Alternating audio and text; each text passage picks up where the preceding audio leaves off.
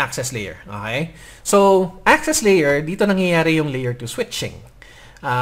It needs to be high availability.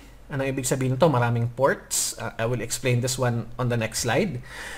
Dito rin ginagawa yung port security, quality of service classification, at saka yung marking. Dito ginagawa yung address resolution protocol, yung ARP. You can, optional na lang to, yung virtual access control lists.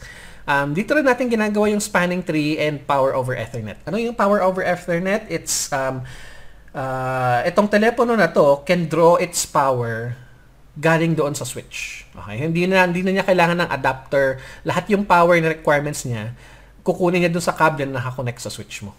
Okay? So, let me give you an example of an access layer switch. Ganitong itsura niya. Okay? This is called a layer 2 switch. It can range from 8 ports, 16 ports, 24 ports, and 48 ports. Ito yung mga flavors ng usually mga access layer switches na nakikita natin sa isang network. So, bakit high availability? Sa access layer kasi, dito natin kinoconnect lahat ng mga computers, mga printers, mga access point, yan. At saka iba't ibang network devices. Primarily computers lang talaga. Or mga telepono, IP phones pala. Okay? Dito natin siya kinakabit. So, dapat marami kang capacity ng ports na pwedeng pagsaksakan ng kable para sa mga devices na yon. Kaya tinawag ang access layer na kailangan high availability. Bakit? Dapat marami kang ports. Okay? Now, dito rin natin ginagawa yung port security. Ano yung ibig sabihin ng port security? Kapag nagsaksak ka ng device na allowed sa network mo, tatanggapin. Pero pag nagsaksak ka ng device na hindi allowed sa isang computer network, pwedeng i-deny yung access dito sa switch pa lang. Okay? Ang tawag doon is port security. And we will dive more into paano ba gumagana yung port security on the next couple of modules natin. So, QoS classification, quality of service.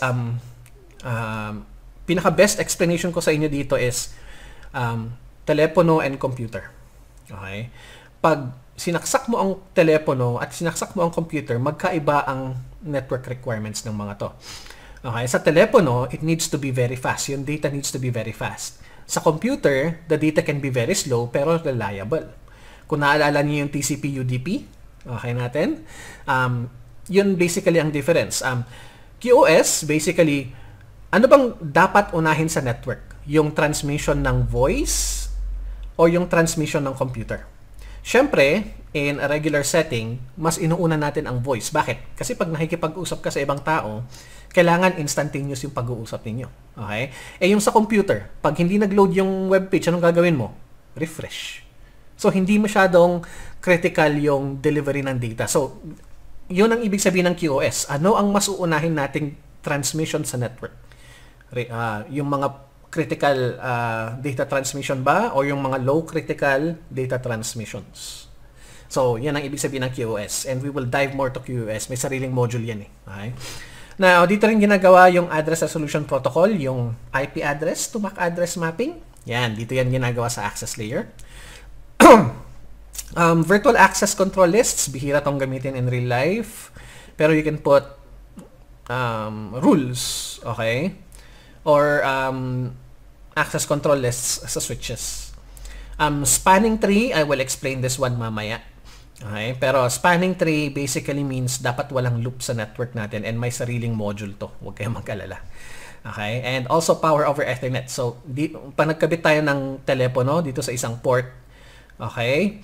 Yung telepono na yon will draw its power from the switch itself. Okay, hindi na kailangan ng external adapter or ng external saksakan ng kuryente sa dingding. Lahat ng power requirements niya kukunin niya sa switch. Okay?